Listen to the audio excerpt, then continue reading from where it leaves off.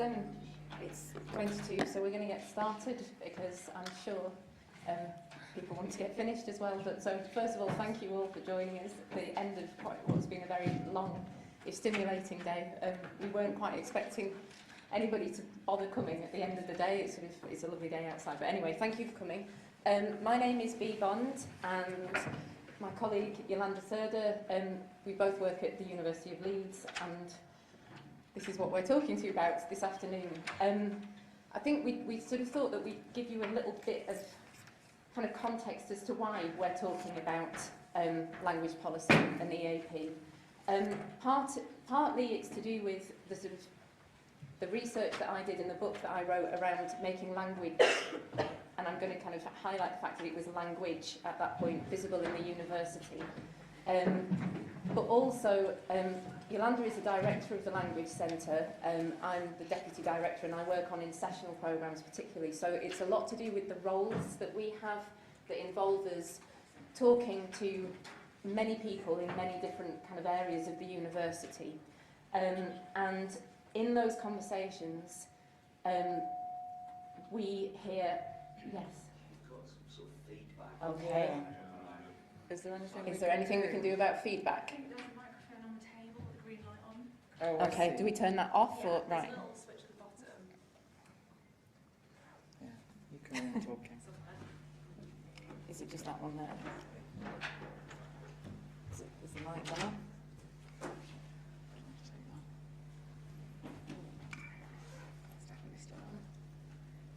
I'll figure it out. Hide it. Can you still all hear me though? Yeah, okay, right. Okay, so the conversations that we have across the university in meetings with the great and the good, but also with staff members, and I think we've heard this quite a lot throughout the kind of conferences, is still very much around the sort of deficit of language, if language is spoken about explicitly.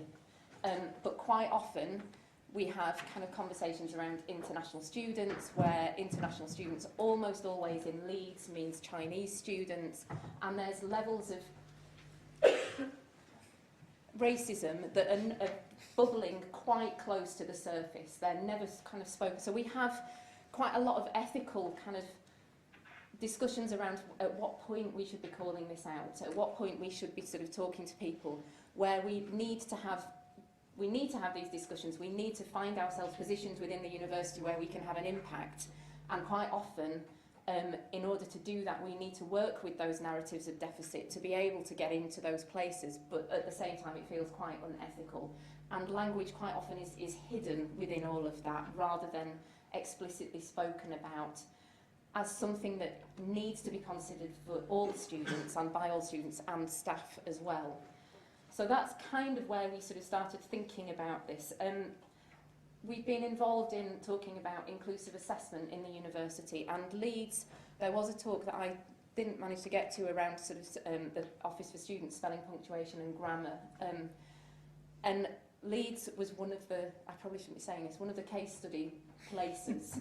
And we have, or had, an inclusive assessment policy, and the Office for Students really didn't like it. They said it was ignoring spelling, punctuation and grammar. So there's been a bit of a panic in Leeds about that. So we've been involved in those discussions where previously staff were told you don't mark for language. Now they're being told that they do need to look at language, but they don't really understand what that means in terms of kind of the mechanics. So there's a lot of kind of hidden discussions going on. And we kind of think we need to bring it to the surface a little bit. So that's the sort of context. So another thing that we've picked up on, you know, I don't know if it happens in your institutions, but with every new Vice-Chancellor, there's a new vision and there's a new strategy. And the latest one at Leeds was talking about culture, community and impact, and was sort of articulating what the university wanted to do in that space, and often it's kind of a global impact. And you know, every time I come across these strategy documents, I get really angry because I never see language featuring as an element of culture, community, and impact. Language and languages. And I think again we talk about inclusion and inclusive pedagogies, and again, you know, language is missing from those conversations. So that's just where we're coming at this from? Okay, so part of what we're now trying to do is talk to people more explicitly about language. And these are not questions for you, because I'm sure you've already kind of thought about these questions, but these are the kinds of questions that we're trying to present and pose to other people in the university, other academics, but also professional service staff as well. And next week, Yolanda and I are running a sort of workshop. Our university is currently redefining its curriculum, whatever that means. And we're running a workshop for the transformative educators who are redefining the curriculum. And these are questions that we're asking people to think about. So, and to think about examples in their working life where language might become an area of interest or of kind of consideration. So asking them to kind of focus specifically on their disciplinary considerations. And again, we've sort of heard, there's been a number of talks around sort of content and language in this conference, but also the different registers that are used and when they're used. So we're moving away from the idea that there is one English language, which is kind of what the Office for Students is suggesting, but there are different forms of languages and they're all repertoires. So different types of English, but also different language varieties. And we're trying to kind of push the conversation so people think a little bit more deeply.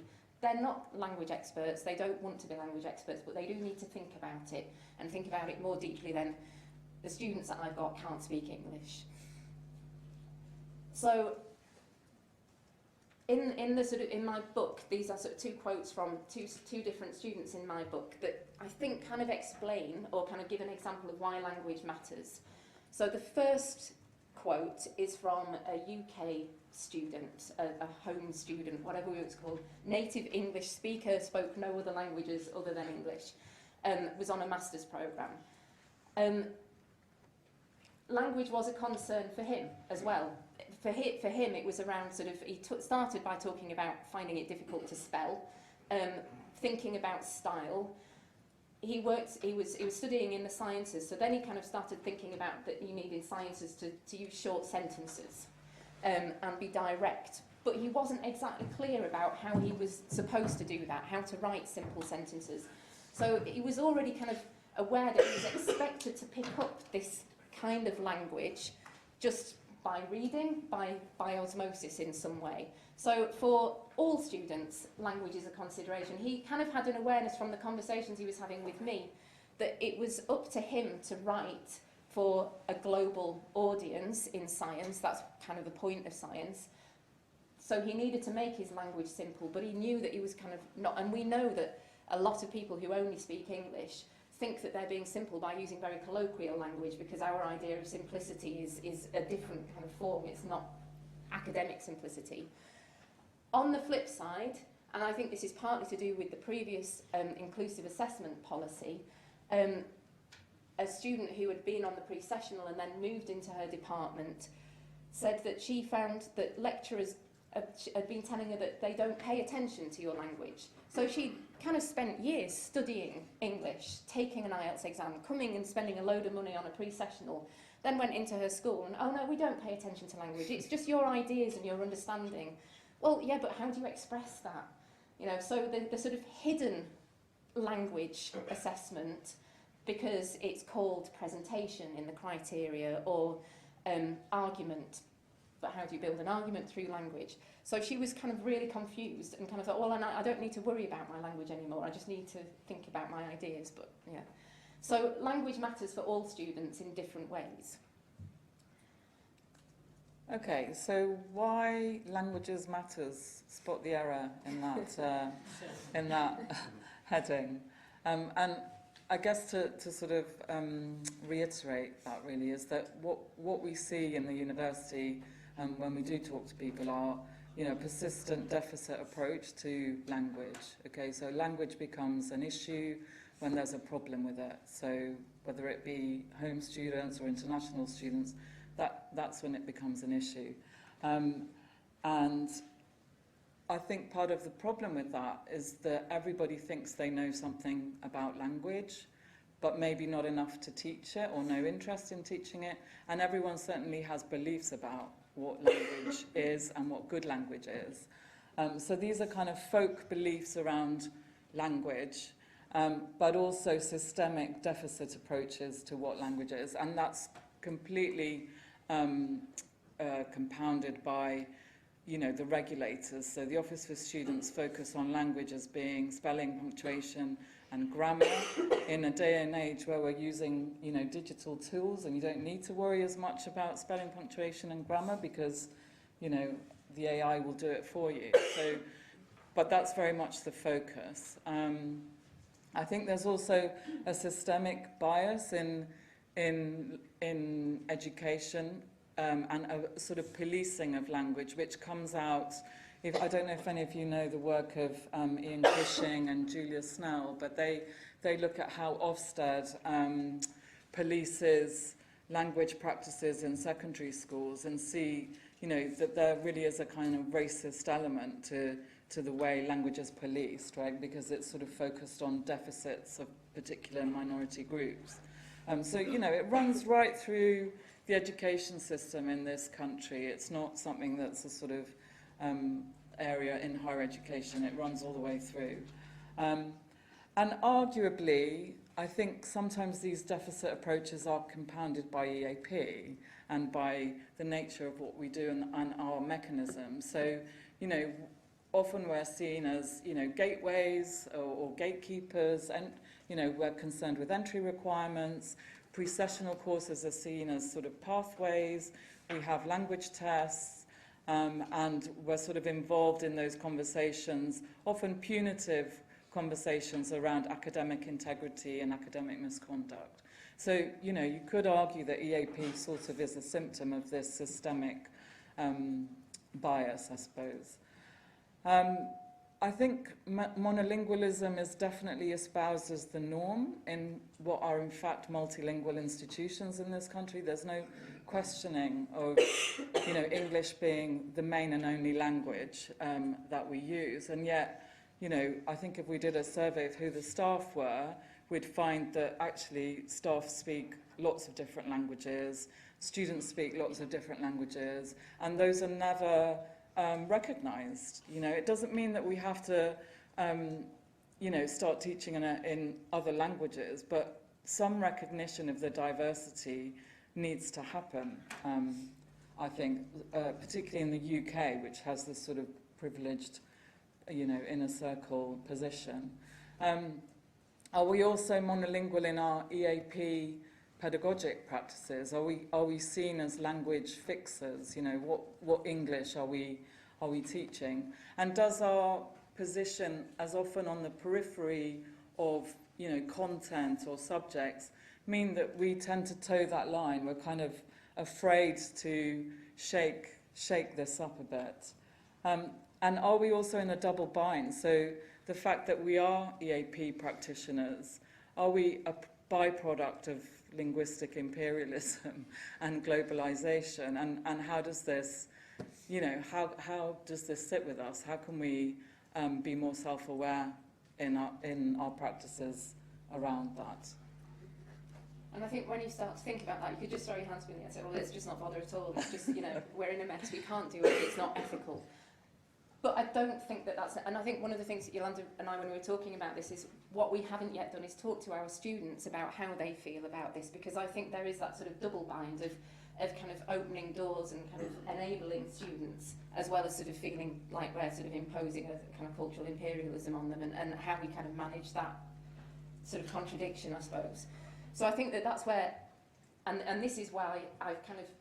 When I sort of think about my book, where I talked about making language visible, I think it really what I should have been talking about is making languages visible, and why the sort of idea of languages matters more than one language. And I think it's about being reflexive about the work that we do and questioning our own practices all the time. So we need to think about these questions. So where and how do some students and staff, because we work with them in different ways, feel linguistically excluded or disadvantaged? And maybe some of our assumptions are not correct. We need to ask them. But I think we then have to sort of think about I mean, IELTS went into room 101 yesterday, but how do we measure that linguistic proficiency, and how do we make it clear to students and to staff what that means and what expectations we have around linguistic proficiency and what they should or may not be able to do with it, and what kind of is proficiency in that sense? Do we all agree what it looks like? Do we agree with academics in other areas of the university? Do we know how and where that proficiency is taught and developed outside the EAP classroom? And then I think Joan Turner talks about this non-pedagogy of osmosis, where the expectation, and that goes back to that first student, is that students just learn this academic language by being exposed to it in some way. And the assumption that language gives immediate access to knowledge and is therefore transparent. And it isn't, it shouldn't be, it should be scrutinised. So we need to sort of shift our own understanding and those of our colleagues elsewhere into sort of the idea that language is integral to the academic learning process, that the two are sort of inextricably connected. The Office for Students wants to kind of focus on technical proficiency, so how do we differentiate, or do we differentiate between communicative and technical proficiency in our EAP classrooms, but also outside, and where else are other languages relevant and useful? So enabling students to bring their whole linguistic repertoire into their classroom and how they communicate. We are running out of time. Oh, okay. We're going to move really quickly. So, Well, no, we've got a bit more. okay. Okay, so really this involves rethinking how we think and talk about languages. So moving away from seeing language as something that's stable, fixed and boundaries and linked to nation states. You know, and you see that in, you know, English as a lingua franca and all sorts of other areas of language study. Moving away from seeing language as a skill that individuals master, away from seeing it as a neutral code, and away from seeing it as a problem, okay, and taking a sort of deficit and remedial approach, and possibly moving away from a kind of normalized monolingualism towards seeing language as something that's much more dynamic, that's evolving and that's connected. So languages are connected, or the languages that speakers bring into a given learning situations will be connected for that speaker. Seeing language as a social resource for making meaning, and it's a resource that's in constant development. It's not something that's sort of deficit and then you fix it, you know, you kind of reach a competence and that's the end of the journey. But also seeing it as a source of cultural and symbolic capital. So it's really powerful as a kind of social resource. And I like the idea of linguistic repertoire, so the work of Jan Blomert and Ben Rampton at King's, where they talk about how any language user will have a range of repertoires, and recognising this dexterity, this linguistic range is really important. And often we tend to go for this kind of standard, non-existent English, I think. And maybe seeing multilingualism and translanguaging as more of a reality. This is what's actually happening, but we are choosing to ignore it. So would a language policy help us? And I think it's a question we ask, because when you say policy, people think that you're going to lay down a law and tell people what to do, and then it becomes about policing, you know, or enforcing a particular approach. And that's not really what we're aiming for here. So maybe policy isn't the right word. It could be something else. It could be a manifesto. But I think policies can be really helpful, and we were inspired ourselves by the Jersey language policy. I don't know if any of you have seen that. But, you know, in that policy, you know, in a 4-page document, what you get is an educational approach which really values the diversity of languages in the classroom. So we thought, wow, this is incredible as a kind of public policy document, and it's what inspired us to kind of go down this line. You know, you probably know that language policies are used to revitalise or preserve languages, including indigenous and local languages. also used to recognise diversity and a range of languages in a given context. And there might be language policies already out there in particular contexts in higher education, so in EMI contexts, in CLIL, you know, there are more and more universities that are operating in more than one language, so they may have a language policy. I don't think there are any in this country, at least that I'm aware of, that do. It's also an area of linguistic research, so language policy versus language planning. And language planning sort of evolved in the 50s and 60s and has this kind of interventionist control element to it. But I think what's important also to acknowledge is that we do have language policies in our institutions, but they're hidden. So they're de facto language policies, and we are all working to some kind of belief about, you know, the kind of language that we're teaching or that we're expecting to see. And this comes from a book on sort of on that element, on language policy. So it refers to a set of principles regarding language behaviour, although this varies. But the real language policy of a community is more likely to be found in its practices. So it's in our practices that you see, okay, how are we understanding language and how are we policing it? So that's kind of like the broad sort of approach to sort of different kinds of language policies. So then we're kind of asking the question, why or should a university adopt a language policy? And these are the reasons that we think that they should, or something like a language policy. Because it recognises the central importance of language to education. And I think we've kind of tried to show, and the conference shows, that that is kind of generally agreed here at least. It makes the assumptions that are there visible and open for discussion. At the moment, they're hidden and not clear. So if we have something that's written, people may disagree with it, and that can change what's written eventually. It shouldn't be something that's fixed forever, but it kind of provides a platform for people to have those discussions openly. Our leadership in the university has kind of suggested that maybe we shouldn't always accept what the government says in terms of like Office for Students, spelling, punctuation and grammar, but there hasn't been any pushback. And there isn't any pushback because we have no stance on language.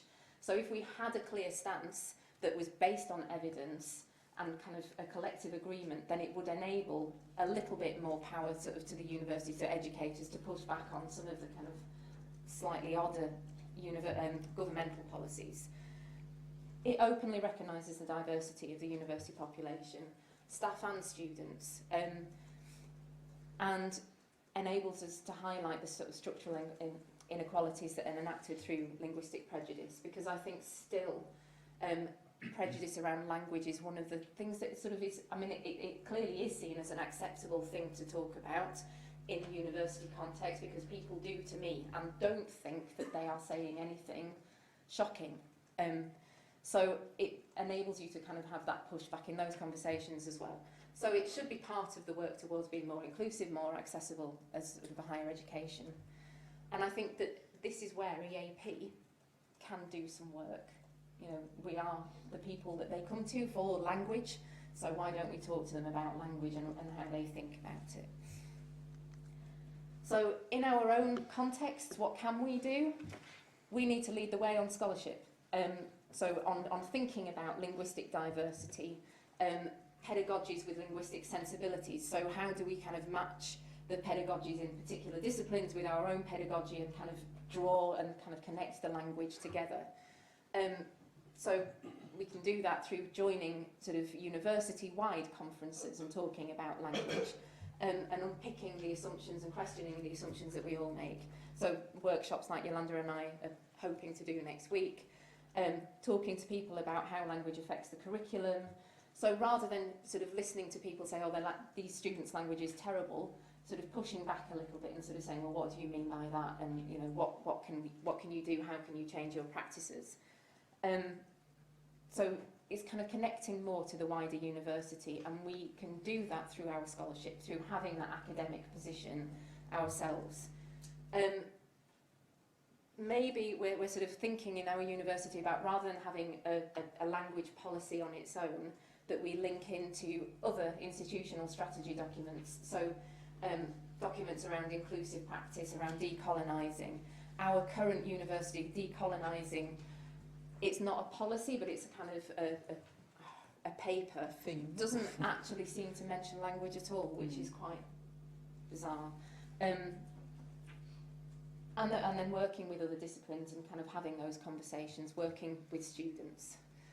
I think we're in quite a privileged position at Leeds because the Language Centre is big and it's had impact, so people are willing to listen to us, and I think how that works across different contexts and institutions will vary, and I think we can absolutely recognise that. But there are ways in which we can work in our classrooms that has these kind of considerations in mind. So, I mean, we've been lucky enough to be able to talk to the Deputy Vice-Chancellor for Student Education, and he's, you know, he comes from rhetoric, so he's quite well disposed to talking about language anyway. But there are ways of doing it within our classrooms, within our own communities that, you know, that don't feel so overwhelming. Okay, so implications for pedagogy generally, for EAP pedagogy possibly, is sort of thinking about, you know, English for academic purposes. The focus is, or one of the foci is English. So how do we kind of draw on those different languages and linguistic repertoires and bring those into our pedagogical practices? Do we have explicit conversations with our students about it and about what they can bring to conversations in the university? Thinking about how we encourage others to sort of teach the language of their discipline when they're teaching their discipline. And I mean, I've talked in the past about kind of the way that our in-sessional works, but I don't think it has to just be through in-sessional work, is kind of like a sort of guerrilla sort of approach to working with staff, where you find who the allies are. There are always people who are interested in a positive way. They want to support these students and kind of do well, and you kind of slowly move through that kind of guerrilla sort of leadership or gardening or kind of connections, so that you kind of build on things. You're not going to solve everything all at once. Being really clear about how the content of a subject is linked to language and the communication practices, and I think this links a lot to what Ian Bruce and Sting were talking about this morning, about the sort of different knowledge bases of EAP and how we can kind of work with that. So I think I'm not going to go through them all because we're running out of time, but there's a lot that we can do. We need to think about where our role is, and ethically, if we think about all of the ethical issues that we raised earlier around where EAP sits and where it kind of comes from. For me, this is how we can be both pragmatic and principled at the same time, kind of work ethically to sort of support students and make things more accessible and inclusive for them. So in terms of our own practice and our own kind of knowledge base, we suggest that we might want to also develop our understanding of multilingualism, translanguaging. These are kind of terms that I've heard coming up in the conference, so people are already thinking about them. Linguistic justice, language activism. We've got colleagues, you know, working with refugee students, etc. So, you know, we want to engage with that even more, I think, as well as the kind of established critical debates around standards of English, what we mean by standard English, global English and English hegemony, and translation tools and other forms of AI. So really taking a kind of reflexive approach to our own practices and assumptions, and not becoming complacent in our own knowledge, I guess, is part of the way to address some of the issues that we see, I think. And just to end, so hopefully we can open up for discussion and debate. I think we agree with language in global higher education as a wicked problem. So not necessarily a negative wicked, but a difficult, you know, and potentially revelatory issue. We'll stop there, I think. Yeah, we do have a Padlet, so if you want to share ideas, You've probably got thousands of Padlets, but if you do want to share ideas, we'd be really... This is actually the Padlet that we're using with our workshop next week for people in Leeds. So if you write comments, they will see it, but it would be great because it'll kind of like sort of help us to persuade Critical them. mass, yeah. But yeah. Okay, we'll end there. Okay, yeah. Thank you.